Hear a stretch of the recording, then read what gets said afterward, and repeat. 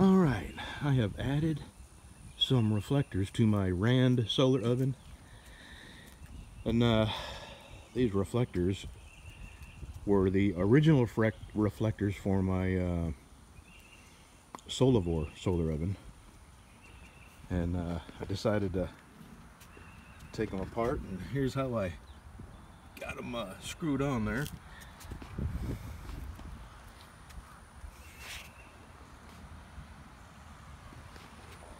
So we'll see if that makes a difference. I did notice that there's a gap here. The heat can come right out of here, so I need to maybe put a bungee cord around this to hold it in tight or something. Maybe that's letting some heat out. But I got some potatoes in there, and it's overcast. It's gonna be another one of them days. You know, yesterday it was a blue sky and sunny the entire day. And today I decided I was gonna cook some potatoes. And of course it's overcast. And the other day when I decided to cook, it was overcast, and the day before that it was a sunny sky. So anyway, I'm just gonna leave these out here all day. I'll adjust it throughout the day. See how long it takes to cook them potatoes. Well, I think those reflectors may have made a difference. This says it's up to 170, and I've only had this out here for just a little bit, but I've got my infrared temperature thing, so let's just see what this says it is.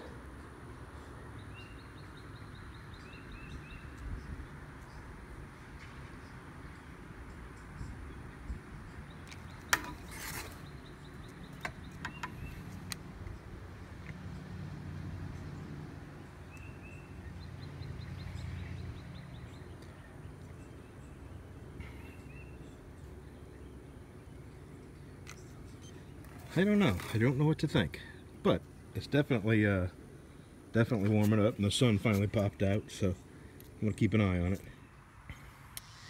Well, I added a couple of extensions. I cut the rest of the reflector, and this has made a huge difference.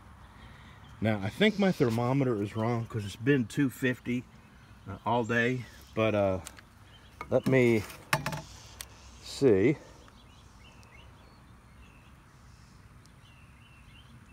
God, my feet are killing me.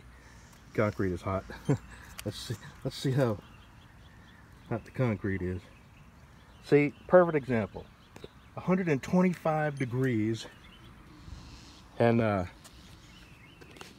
that's just too hot to be comfortable. And any hotter than that, and it's only like 90 here. And this ain't blacktop, this is concrete. All right, I'm gonna get these potatoes inside. We're eating.